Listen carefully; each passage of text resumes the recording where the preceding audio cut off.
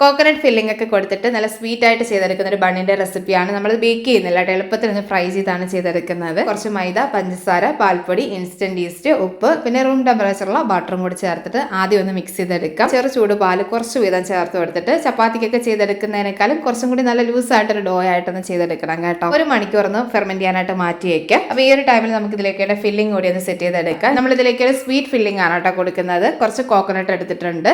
ഇനി ഇതിലേക്ക് കുറച്ച് ടൂട്ടി ഫ്രൂട്ടി, അതുപോലെ തന്നെ കുറച്ച് നട്ട്സ് ചേർത്ത് കൊടുക്കുന്നുണ്ട്, കിസ്മിസ് ചേർത്ത് കൊടുക്കാം. നമ്മുടെ ഇഷ്ടം പോലെ ഫില്ലിംഗ് ഒന്ന് ചെയ്തെടുക്കാം കേട്ടോ. ഇനി മധുരത്തിനായിട്ട് ഞാനിവിടെ കണ്ടൻസ്ഡ് മിൽക്കാണ് ചേർത്ത് കൊടുക്കുന്നത്, അല്ലെങ്കിൽ പഞ്ചസാര എടുത്താലും മതിയെ. നല്ലപോലെ ഒന്ന് മിക്സ് ചെയ്തെടുക്കുക. ഇനി നമ്മൾ നേരത്തെ ഒന്ന് ഫെർമെൻറ്റ് ചെയ്യാനായിട്ട് മാറ്റി വെച്ചിട്ടുള്ള ഡോ നല്ലപോലെ ഒന്ന് ഇതുപോലെ ഡബിൾ സൈസിലേക്ക് വന്നിട്ടുണ്ട്. നമുക്ക് വീണ്ടും ഒന്നുകൂടി ഒന്ന് നല്ലപോലെ ഒന്ന് കുഴച്ചെടുത്തിട്ട് നിന്ന് ചെറിയ പീസായിട്ട് ഒന്ന് കട്ട് ചെയ്ത് മാറ്റാം. ഇനി ഓരോ പീസും വീണ്ടും നമ്മളൊന്ന് ബോളായിട്ട് ചെയ്തെടുക്കുന്നുണ്ട്. ഒന്ന് ഈ ഒരു ഷേപ്പിലേക്ക് മാറ്റിയതിന് ശേഷം സെൻറ്ററിലേക്ക് നമ്മൾ എടുത്ത് വെച്ചിട്ടുള്ള ഒരു ഫില്ലിംഗ് കൂടി കൊടുത്ത് ഒന്ന് കവർ ചെയ്തിട്ട് ഇതേ രീതിയിലൊന്ന് ബോൾസിൻ്റെ ഷേപ്പിലേക്ക് മാറ്റിയിട്ട് നമ്മളൊന്ന് ഫ്രൈ ചെയ്തെടുക്കുന്നുണ്ട് കേട്ടോ.